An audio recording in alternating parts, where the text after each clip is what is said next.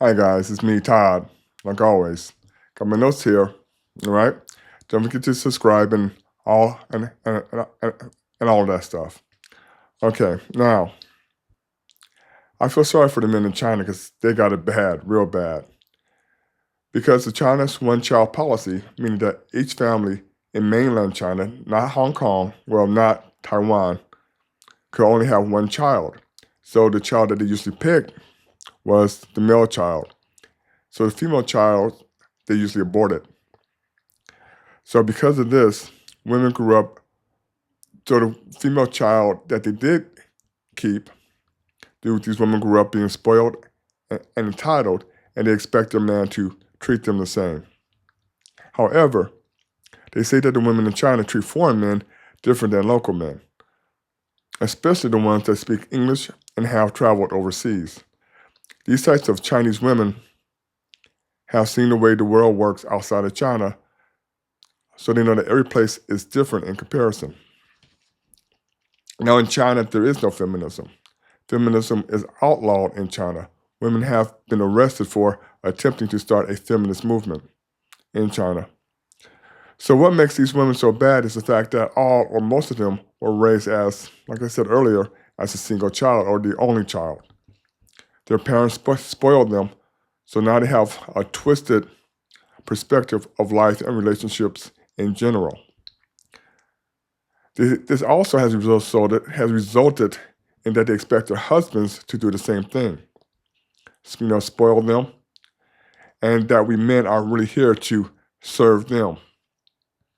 So like here in the United States, where many women are raised in a single mother household, which has given them, I think, a twisted perspective of relationships and life, I think one of the biggest problems is that women never ask or truly consider what a man wants in a relationship or in a marriage. They just assume what we want.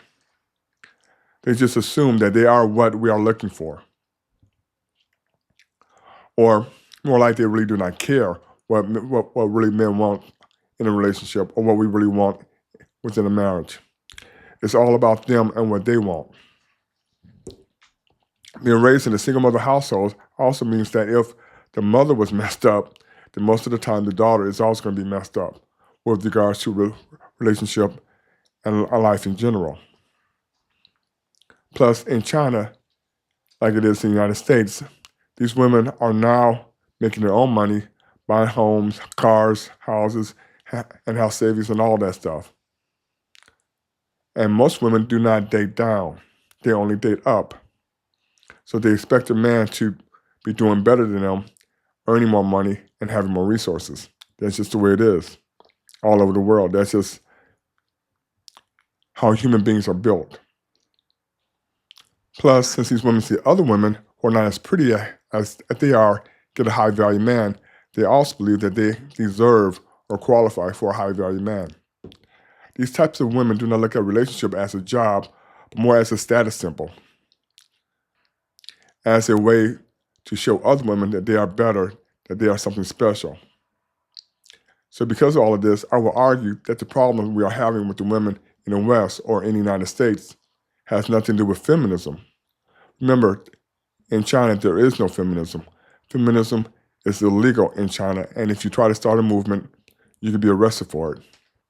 In addition, in the West, feminism has given these women an argument to justify bad behavior, to act spoiled and entitled. Feminism believes or has taught these women in the West or in the United States that men are to blame for all, to blame for everything. If we men are to blame for all, for everything, then why do women in other countries love the Passport Brothers? Okay, remember, I've been to Vietnam, Thailand, and the Philippines, and the women in those countries love Passport Brothers, right? There's these types of women in the West or United States hate the Passport Brothers because this attitude helps them to avoid accountability. If the men are not to blame, then women are to blame. Then the women have to ask themselves, what is wrong with us? Thus, they now have to take some type of self-reflection. And self-reflection means also taking accountability. I know I didn't get everything complete or give you a complete picture, but I hope that what I said helps explain why some of the women in the United States or in the West have such a mindset or such an attitude. Okay, here are the videos. Do not forget to subscribe and do all of that stuff. I really enjoy reading your comments. Here's the videos. 我今年38岁，前几天有人给我介绍个对象，我去看了。I am 38 years old. A few days ago, someone introduced me to a potential partner. I went to meet him. During dinner, I presented him with 5 requirements, but he directly rejected me and told the matchmaker that my demands were too high.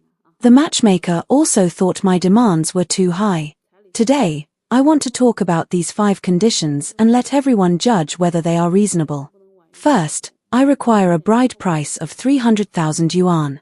Second, after marriage, he must come home every day before 10 p.m.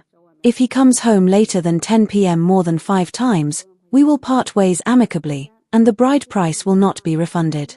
Third, if he cheats after marriage and finds another woman, we will also part ways amicably. The bride price will not be refunded, and he must compensate me with 100,000 yuan for emotional distress. Fourth, if his parents fall ill, I am not obligated to take care of them. Taking care of parents is his responsibility. If he insists that I take care of them, we will part ways amicably, and the bride price will not be refunded. Fifth, his salary must be handed over to me, leaving him 1,000 yuan as pocket money every month. If he does not hand over his salary, our marriage cannot continue, and we will part ways amicably, and the bride price will not be refunded. Lastly, I do not like socializing. If his family and friends have gatherings that I do not want to attend, he cannot force me to go. If he forces me to go, we will part ways amicably, and the bride price will still not be refunded. After I presented these conditions, he rejected me. I have been on many blind dates before, and many men have rejected me because of these conditions. Do you think these conditions are high? I really don't think they are. I believe these demands are entirely about protecting women's rights in marriage. Women are inherently in a weaker position. If these men cannot meet these conditions, why should they get married? It is truly laughable. There are plenty of men in the world.